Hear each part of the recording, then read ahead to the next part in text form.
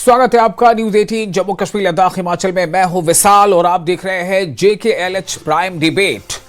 एक बार फिर चिंता बढ़ गई है।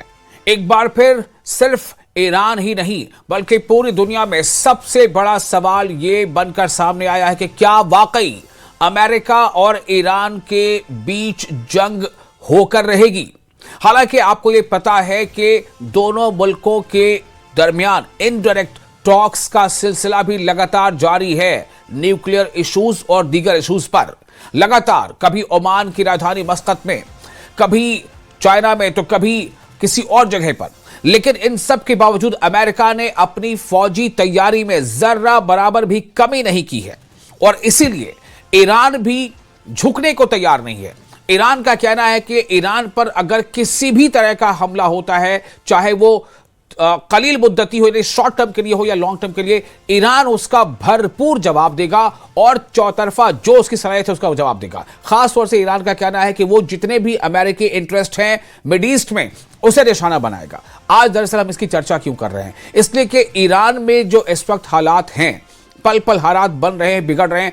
ईरान में काफी बड़ी तादाद में भारतीय भी रहते हैं और इसमें भी एक बड़ी तादाद भारतीयों की वहां भारतीय स्टूडेंट्स की है। उनमें भी एक बड़ी तादाद जम्मू कश्मीर के स्टूडेंट्स की है जो वहां पर मेडिकल की तालीम के लिए खासतौर से जाते हैं। और जम्मू कश्मीर के स्टूडेंट्स और उनसे जुड़े उनके जो गार्जियन हैं या बाकी लोग हैं, वो अब सरकार से अपील कर रहे हैं कि वो इसमें इंटरवीन करें, मुदाखलत करें और उनके सेफ पैसेज को यकीनी बनाएं। लेकिन सबसे बड़ा सवाल यह है कि जब फारूक अब्दुल्ला ये कह रहे हैं कि मैं तो स्टूडेंट से कहूंगा बैग पैक करो और वापस आ जाओ, एडवाइजरी जारी होने के बाद इंतजार की कोई गुंजाइश नहीं है, bag pack and came back to return back to India. सवाल यह है कि आखिर क्या यही वाहिद रास्ता बच गया है या और कोई विकल्प है? क्या जंग यकीनी सुनिश्चित नजर आ रही है या नहीं? ऐसे कई सवाल हैं, इसका जवाब ढूंढने की कोशिश करेंगे। आप देख रहे हैं JKLH प्राइम डिबेट। मैं हूं आपका मेजबान विशाल आजम।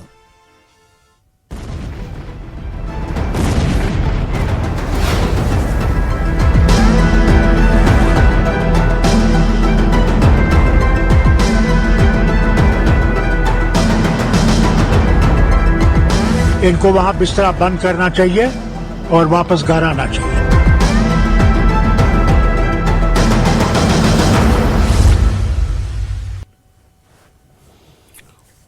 तो फारूक अब्दुल्ला कहते हैं उन्हें वापस घर आना चाहिए। एडवाइजरी जारी होने के बाद उन्हें चाहिए कि वो बैग पैक करें, वापस आ जाएं। स्टूडेंट्स के सामने मसला ये है कि उनका इम्तिहान का वक्त है। अब उनके इम्तिहान का वक्त है, वो इम्तिहान में शामिल हो, वो अपने मेडिकल एजुकेशन को कंटिन्यू रखें या दीगर जो भी एजुकेशन उसको कंटिन्यू रखें, या फिर उसको कंटिन्यू रखते हैं तो उनकी जान पर एक रिस्क है।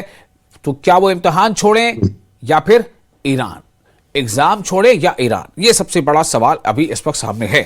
हमारे साथ इस खास चर्चा में शामिल होने के लिए चार बहुत ही खास मेहमान शामिल हो रहे हैं। हमारे साथ अजय भारती जुड़ रहे हैं, ex MLC BJP, advocate Nilofar Masood, spokesperson national conference, professor Mohammad Sohrab जो एक्सपर्ट है इंटरनेशनल अफेयर्स के, और उमर जमाल प्रेसिडेंट JKSA भी हमारे साथ शामिल होंगे कुछ देर में, ऐसी उम्मीद करते हैं। आप तमाम लोगों का बहुत बहुत इस्तकबाल है। सबसे पहले एडवोकेट नीलोफर मसूद साहबा, मैं आपके पास आना चाहता हूं।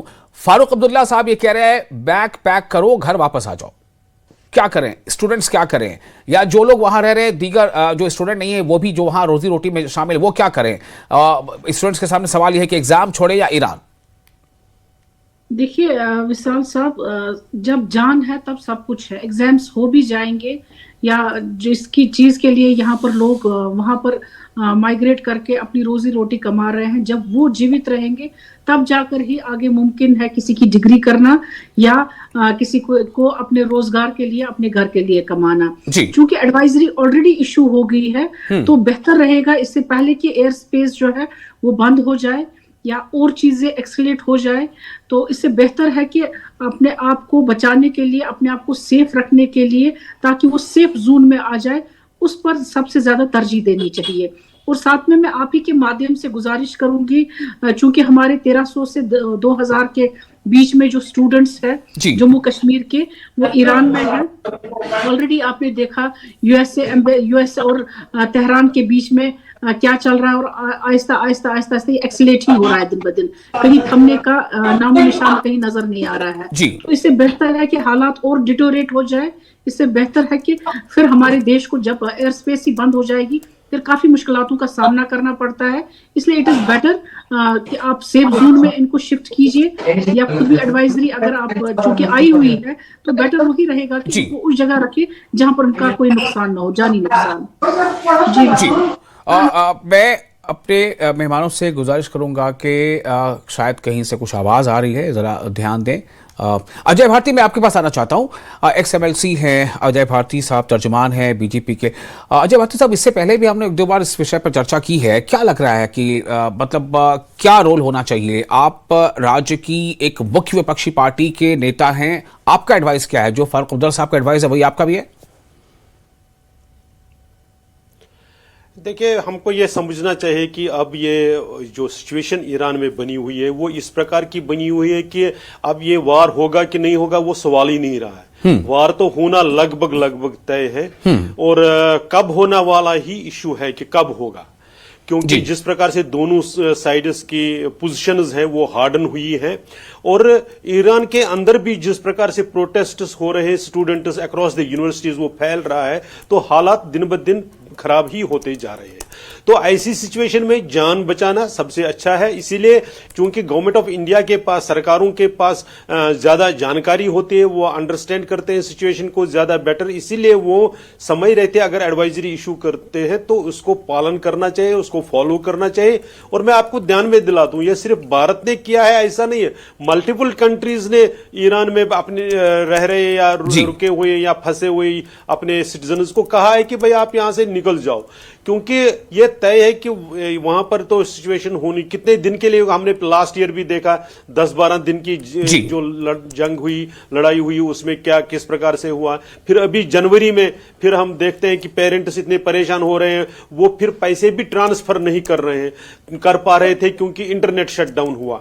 तो इसलिए वो सिचुएशन आने से पहले इट इज बेटर कि आप आए, जिंदगी रहेगी तो एग्जाम्स भी होते रहेंगे, आप डिग्री भी परस्यू करेंगे, कोई ऐसी इसमें से एक आध साल से कोई बहुत या कुछ महीनों से कोई फर्क नहीं पड़ने वाला है। और ईरान में भी अब एग्जाम होंगे कि नहीं उस पर भी क्वेश्चन है मार्क है, क्योंकि वहां पर भी जब सिचुएशन बिगड़ेगी तो एग्जाम्स होंगे भी नहीं होंगे, वो भी अपने आप में एक सवाल या निशान है। तो इसलिए हम सबका मुझे लगता है कि जो भी मैच्योर पर्सन है, जो समझदार हैं, वो यही कहेंगे कि इस वक्त ईरान को छोड़ना चाहिए, क्योंकि जब एक बार सिचुएशन बिगड़ती है तो सरकारों के लिए भी इवैक्यूएशन कोई आसान काम नहीं होता है, वो मजबूरी में कर दिया होगा पिछली बार कई बार। एक तो कॉस्ट तो है ही है, लेकिन जो बाकी भी उसका जो लॉजिस्टिक सपोर्ट को क्रिएट करना वो अपने आप में एक बहुत बड़ी जटिल समस्या होती है। तो इसलिए ये बहुत ही मुनासिब है कि वो समय रहते, हम उनके पेरेंट से भी अपील करेंगे कि वो बच्चों को कहें कि अभी फिलहाल घर आ जाओ, बाद में देखा जाएगा। ठीक है, तो नेशनल कॉन्फ्रेंस हो या बीजेपी, दोनों की राय मुश्तरका तो नहीं लेकिन जुदा जुदा है, बट एक ही समझ जाती राय है, वो ये है कि बेहतर होगा कि स्टूडेंट्स या जो भी दूसरे लोग हैं भारतीय वहां पर रह रहे हैं, उनके लिए बेहतर ये है कि वो वक्त रहते वो चले आए। निलोफर साहब, आप कुछ बोलना चाह रही हैं? नहीं, कुछ नहीं। अच्छा, तो अब सवाल ये पैदा होता है कि ये तो सेफ साइड हो गया, लेकिन अब सवाल सबसे बड़ा यही कि क्या वाकई हालात ऐसे हैं? क्या वाकई अब अमेरिका उस स्टेज तक पहुंच गया है कि सिवाय ईरान पर हमला करने की और सिवाय पूरे मिड ईस्ट को जंग की आग में झोंकने के अब कोई रास्ता नहीं बच गया है? क्योंकि अगर जंग यकीनी है, जंग लाजमी है, तो फिर यह भी जरूरी है कि वहां से लोग वापस आ जाएं। लेकिन अगर जंग नहीं होगी, ये सिर्फ एक दबाव बनाने की टैक्टिस है, तो क्या वहां रहा जाए? ये बेहतर नहीं होगा। लेकिन इस बारे में बात करते हैं, हमारे साथ मौजूद है इंटरनेशनल अफेयर्स के expert professor Sohrab. Professor Sohrab साहब, आपका इस्तकबाल। मेरा सवाल आपसे सीधा यही है, अगर आपसे कोई पूछे एग्जाम छोड़ें या ईरान, क्या जवाब होगा? मैं तो ये राय दूंगा कि इस सूरत हाल में पहले वो अपनी जिंदगी का ख्याल रखें। ठीक है। जहां तक ईरान का मामला है तो वो तो एक लार्जर पैमाने पे सूरत हाल जो पैदा हो रहा है, तो उसमें तो ये लोग कुछ कर नहीं सकते हैं या कोई भी नहीं कर सकता है। दूसरी बात यह है कि अगर ये तेहरान नहीं छोड़ रहे हैं, यानी ईरान नहीं छोड़ रहे हैं, तो वहां रहकर भी इनका जो इल्मी जो जिंदगी है वो तो दरहम बरहम हो गया होगा अब तक। तो उससे बेहतर यह है कि अपनी जान बचाएं। और दूसरी बात मैं ये कहूंगा कि हुकूमत हिंद को ये एडवाइजरी जारी करने के साथ साथ सालिसी का रोल अदा करना चाहिए जी। हिंदुस्तान ऐसी ताकत, हिंदुस्तान ऐसी मुल्क जिसकी एक अपनी शानदार तारीख हो जी, दुनिया के सबसे बड़ी जमहूरियत होने का क्लेम करता हो, दावा करता हो, और जिसका ईरान के साथ और मगरबी एशिया के साथ इतने बेहतरीन ताल्लुकात हो, जिस तरह से खामोशी का रास्ता अख्तियार किया हुआ है, और ये काबिल कबूल नहीं है जी। ये बहुत ही तौजुब की बात है। और ये सिर्फ एडवाइजरी जारी करना, क्या इंडियन गवर्नमेंट एडवाइजरी जारी नहीं करेगी तो क्या वहां के जो बैरूनी ममालिक के जो तलबा हैं, लोग हैं, वो नहीं छोड़ेंगे, वो अपनी जान बचाने के लिए छोड़ेंगे जी। तो ये एडवाइजरी जारी करके एक बहुत बड़ा इकदाम उठा लिया है इंडिया गवर्नमेंट ने, और इस बात का जो एक मैसेज दे रहा है, ये बेमानी है, इसमें कोई कुछ नहीं है इसे। तो मेरे ख्याल से बेहतर यह है कि हुकूमत हिंद को और आप लोगों को भी चाहिए कि हुकूमत हिंद से कहे कि वो एक सालिसी का रोल प्ले करे जी। और हक और बातिल को सामने रखते हुए एक मौक़िफ़ अख्तियार करे कि आखिर हो क्या रहा है। ठीक है प्रोफेसर साहब, मेरा सवाल अब अगला आपसे ये है, आपसे बेसिकली मेरा सवाल यही है कि क्या आप कैसे रीड कर रहे हैं, क्या आपको भी वाकई लग रहा है कि जंग होने ही वाली है, अमेरिका बिना हमला किए नहीं मानेगा? देखिए, ट्रंप की बिहेवियर को प्रिडिक्ट करना मुश्किल है, लेकिन ट्रंप ने जो एक मैक्सिमलिस्ट अप्रोच अडॉप्ट किया है, यानी मैक्सिमम दबाव में जो इस वक्त ईरान को लिए हुआ है, वहां से पॉइंट ऑफ नो रिटर्न, अगर मान लीजिए कि जनेवा में बात शुरू होने वाला है और उसमें कोई मामला तय नहीं हो पाता है, तो पॉइंट ऑफ रिटर्न ट्रंप के लिए बहुत मुश्किल होगा, वो जारहाना कदम उठाकर ही छोड़ेगा। दूसरी बात यह है कि मैं ईरान के दिलेरी को सलाम करता हूं कि वो अपने मौक़िफ़ पे, अपने उसूल पे कायम है, और मैं समझता हूं कि उसको अपने मौक़िफ़ और उसूल पे कायम रहना ही उसकी सबसे बड़ी ताकत है, और उसकी सालिसी में और जो बातचीत चल रही है, गुफ्तगू चल रही है जेनेवा में, उसकी मददगार साबित हो रही है जी।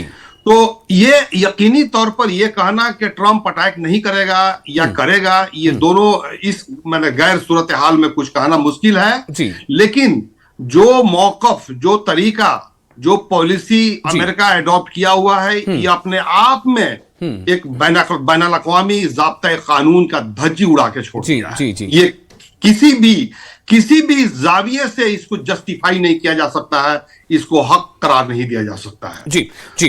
हमारे साथ एक और बात जुड़ गए, उमर जमाल जो प्रेसिडेंट हैं JKSA यानी जम्मू कश्मीर स्टूडेंट एसोसिएशन के। उमर, आपसे मैं जानना चाहूंगा, आपकी कुछ स्टूडेंट से बात भी हो रही है कि वो क्या बता रहे हैं, क्या उन्हें ईरान में रहते हुए लग रहा है कि वाकई अब जंग जैसे हालात बिल्कुल पैदा हो गए, जंग होकर ही रहेगी और इसलिए उनका वहां से सेफली निकलना जरूरी है, लेकिन इम्तिहान भी सर पर है, क्या है सिचुएशन, क्या है? जनाब, जितने भी तुलाब से हमारी बात हुई, उनका कहना यह है कि 6 मार्च को 2 इम्तिहानात होने वाले हैं। एक तो Olympia comprehensive basic science examination और प्री इंटर्नशिप एग्जामिनेशन है। जो तुलाब इन हालात के पेश नज़र जो है, जो अमीन ने एक एडवाइजरी जारी की और उस नतीजे में उनको ईरान छोड़ना पड़ा। उनका ये कहना है कि या तो मज़कूरा इम्तिहानात को मुअत्तल किया जाए या उनके लिए मुतबादिल इंतजाम किए जा सके, ताकि जो है उनको एकेडमिक लॉस ना हो। इस ज़मन में हमने भी मिनिस्टर ऑफ एक्सटर्नल अफेयर्स को खत लिखी और उनको इस्तिदा इल्तिजा किया है कि या तो इन तुलाब के लिए एक जो है मज़कूरा इम्तिहानात को मौखर किया जाए, या उनके लिए कोई ऐसे अल्टरनेट अरेंजमेंट्स किए जाए ताकि उनको कोई एकेडमिक लॉस ना हो। चूंकि बच्चे यहाँ से जाते हैं हजारों मील दूर तालीम हासिल करने के लिए जाते हैं, और जो है इनके क्रिटिकल एग्जामिनेशन होते हैं। हाँ। अगर ये एग्जामिनेशन इनको मिस होते हैं तो इनके जो है इनका जो है बहुत ज्यादा एकेडमिक लॉस होगा और इनके जो है कैरियर प्रोग्रेशन पे एक जो है बड़ा स्टम्बलिंग ब्लॉक बनेगा।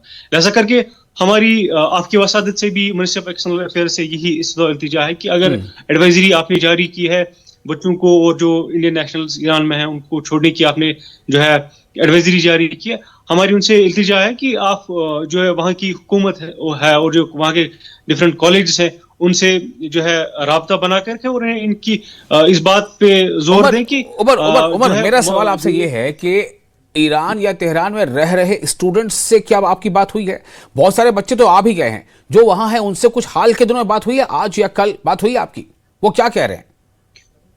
जनाब, हमारी बात हुई है और इनका कहना यह है कि क्योंकि एडवाइजरी हिंदुस्तान जो है वहां का जो एम्बेसी है उनने वहां जारी किया, और अगर एडवाइजरी जारी हुई तो कुछ सोच के एडवाइजरी जारी होगी। तो इस सिलसिले में जो बच्चे यहाँ आए हैं और जो वहां पे इस वक्त है और लेकिन आना चाहते हैं, उन they are also planning to return back, क्योंकि एडवाइजरी जारी हुई है। लेकिन साथ ही साथ उनका सबसे बड़ा कंसर्न जो है कि हमारे जो एग्जाम 6 मार्च को शेड्यूल्ड है ये हमें मिस ना हो। ठीक है, नीलोफर साहब मैं आपके पास फिर आना चाहता हूं। देखिए, ये तो बड़ा मतलब ये तो बहुत ही ज्यादा सेफ साइड है कि ये कह देना कि भाई वहां पे हालात ठीक नहीं, वापस आ जाओ। लेकिन भाई कब तक?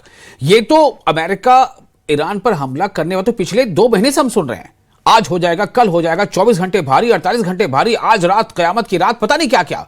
और ईरान के जो जनरल वो भी लगातार ये कह रहे हैं कि हम पर कहीं से भी हमला हुआ तो हम उसका मुंहतोड़ जवाब देंगे, भरपूर जवाब देंगे, हमारे पास पूरी सलाहियत है। अभी एक दिन पहले सयाद 3G नाम का एक मिसाइल का अपग्रेडेड वर्जन उसका ईरान ने तजुर्बा किया है, जो नेवल जो समुद्री जहाज से वॉर कर सकता है, मतलब डिफेंस को स्ट्रांग किया है नेवल को। सवाल ये पैदा होता है कि एक ऐसी सिचुएशन में कि जंग हो या ना हो, डोनाल्ड ट्रंप जो है वो तमाम लोगों के करियर को कैसे मुतासिर कर सकते हैं, और हम क्या पढ़ाई को अपनी ताक पर रख दें?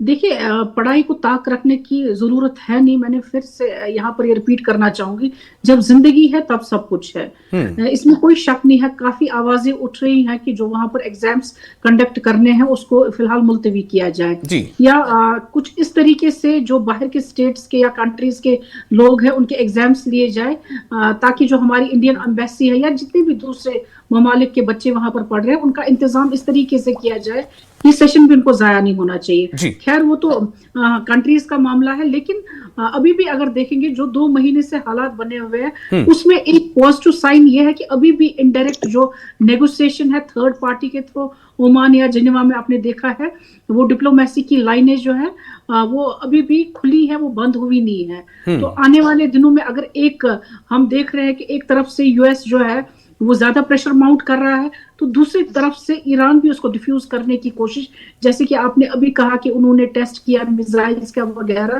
तो वो उस चीज को, उस प्रेशर को डिफ्यूज करने की कोशिश कर रहे हैं कि हम भी तैयार हैं। तो ये डिप्लोमेसी जब जंग होता है तो ये चलती रहती है, लेकिन उसके बगैर भी अगर आप देखेंगे कि अभी भी जो टॉक लाइंस है या कम्युनिकेशन की हॉट लाइंस है वो खुली हुई है, कोशिश कर रहा है टर्की भी उसमें, ओमान जो है वो भी एक कलीदी रोल निभाने की कोशिश कर रहा है कि दोनों कंट्रीज इस पर राजी हो जाए कि वो एस्केलेट करे, जो मिलिट्री फोर्सेस वो बढ़ा रहे हैं एक दूसरे की तरफ, वो कहीं एक टेबल पर आकर। ठीक है, अजय भारती जी के पास पे जाऊंगा तो अजय भारती जी को तो अब लग रहा है कि बिल्कुल अब जंग मतलब हो ही जाएगी, जैसा उनको लग रहा है, सबको लग रहा है। अजय भारती जी क्या लग रहा है आपको? मतलब ये अब आपको लग रहा है, चूंकि आप तो पॉलिटिकल आदमी हैं, तो मतलब आप भी हैं, नीलोफर साहबा भी हैं, मतलब आपको अब ये लग रहा है कि पॉलिटिकल वाला मामला शायद कहीं ना कहीं अब वो पीछे रह गया, अब वो मिलिट्री जो है वो जिसे वो आगे आ रहा है, ऊपर हो रहा है?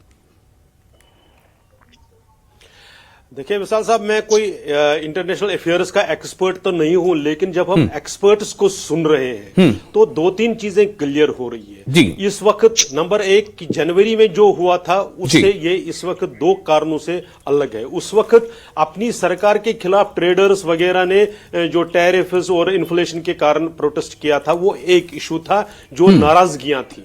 लेकिन इस वक्त जो इशू है वो स्टूडेंट्स रिजीम चेंज की बात कर रहे हैं, वो प्रोटेस्ट्स बहुत फैल रहे हैं, उनके पीछे कोई भी हो वो एक अलग इशू है, लेकिन स्टूडेंट्स रिजीम चेंज की बात कर रहे हैं जिसका अमेरिका और उनके साथी सपोर्ट कर रहे हैं। दूसरा, जनवरी में जो अमेरिका का जो लॉजिस्टिक सपोर्ट अपनी वॉर प्लान का था वो दूर था, अभी इस वक्त उन्होंने नजदीक लाया है, जो वो जंग की तैयारी का ही एक हिस्सा सारे एक्सपर्ट्स मानते हैं। तीसरी बात, ईरान की जो रिजीम है उन्होंने अपनी हायरार्की, इसके बाद क्या, इसके बाद क्या, उसको एक तरीके से अनाउंस कहें या उसको रेडी कर रखा है, ये भी रिपोर्ट्स बता रही है। तो ये सारी चीजें, मैं कोई हवा में बात कर रहा हूं ऐसा नहीं है, ये सारी चीजें ये दर्शाती है कि शायद अब वो जो सुलह वाली बात, जो मीडिएशन वाली बात है, वो बहुत सक्सेसफुल हो भी सकती है, लेकिन उसके चांसेस कम होते जा रहे हैं, हर दिन वो कम होते जा रहे हैं, क्योंकि अमेरिका अमेरिका का अपना एक ऑब्जेक्टिव है, हम सब जानते हैं कि चाहे वो ट्रंप हो चाहे अमेरिका को, ठीक है, बिल्कुल आपने जो चीजें एक के बाद एक गिनाई है ना, बिल्कुल उसी के बुनियाद पर प्रोफेसर मोहम्मद सोहराब से मैं जानना चाहूंगा, प्रोफेसर साहब आपको भी क्या लगता है, तमाम चीजें एक के बाद एक अब वो उस नहज तक पहुंच गई हैं, अब कड़ियां इतनी जुड़ गई हैं कि अब सिवाय ये कि अमेरिका अटैक करे उसके अलावा कोई दूसरा रास्ता नहीं है। हालांकि टॉप फौजी जनरल डैन कैन जिनका नाम है, वो ये कह रहे हैं कि अगर ईरान पर हमला अमेरिका करता है तो ये बहुत खतरनाक होगा अमेरिका के लिए भी। देखिए, वाशिंगटन में भी जो राय आमा है और जो अस्करी जो ताकतें हैं उनका भी कोई एक राय नहीं है इस पे जी। वाशिंगटन के अंदर स्टेट पेंटागन के अंदर भी अपोजिशन हो रहा है और वो दो तरीके से हो रहा है। एक तो उनका ये मानना है कि ये वार हमारे लिए इतना आसानी नहीं है कि चंद दिनों में हम बम्बार्डमेंट करें, अपना मकासद हासिल करें और वापस हो जाए। ठीक है। जहां दूसरी बात यह है कि उन लोगों को ईरान जो रिटेलिएट करेगा, जो इंतकामी कार्रवाई करेगा, जो उसका हक है, इस बात की भी फिक्र सता रही है कि वो किस नेचर का होगा और उसके जद में कौन कौन आएगा। तीसरी बात यह है कि जो वार की स्ट्रेटजी है, अमेरिका ये चाहेगा कि हम कम से कम दिनों में अपना मकासद हासिल करें, जबकि ईरान ये चाहेगा कि हम अमेरिका को एम्ब्रॉयड करें, उसको जकड़ें, प्रोलॉन्ग करें वार को जी। और ये फिक्र भी वाशिंगटन में सता रही है। दूसरी बात यह है कि इस मर्तबा अमेरिका इलाकाई सतह पे यानी मगरबी एशिया के हवाले से जिस तरह के उसको सपोर्ट की उम्मीद थी वो नहीं मिल रही है। इस मर्तबा मगरबी एशिया के तमाम ममालिक एक को छोड़ के, दो के छोड़ के, वो इस बात पर मुतहिद हैं कि वार नहीं होना चाहिए और नेगोशिएशंस में वो मदद कर रहे हैं और उन्होंने वाजे कर दिया है कि वार के सूरत में हम किसी भी तरह के ताउन अमेरिका के साथ नहीं करेंगे। तो ये चीजें हैं जो अमेरिका के अंदर कंसिडरेशन है। बिल्कुल। तो जो आप बता रहे हैं कि कुछ चीजें ऐसी हैं जो अमेरिका के फेवर में नहीं है, यहां तक कि यूके ने भी अपना एक अलग ही अंदाज दिखाया है। यूके जो है war of America against Iran उसके सपोर्ट पर नहीं है। तो अगर वॉर नहीं होती है तो जो कश्मीरी तलबा है जो भारतीय जो ईरान में है उनका मसला तो ऐसे ही हल हो जाता है। तो उम्मीद यही करेंगे कि वॉर ना हो, दुनिया में अमन रहे और बातचीत से बात बन जाए। बहुत शुक्रिया आप तमाम मेहमानों का इस खास मौजू पर अपना वक्त देने के लिए। आप देख रहे थे न्यूज़ 18 JKLH, मैं हूं आपका मेजबान विशाल। खबरों का सिलसिला जारी रहेगा।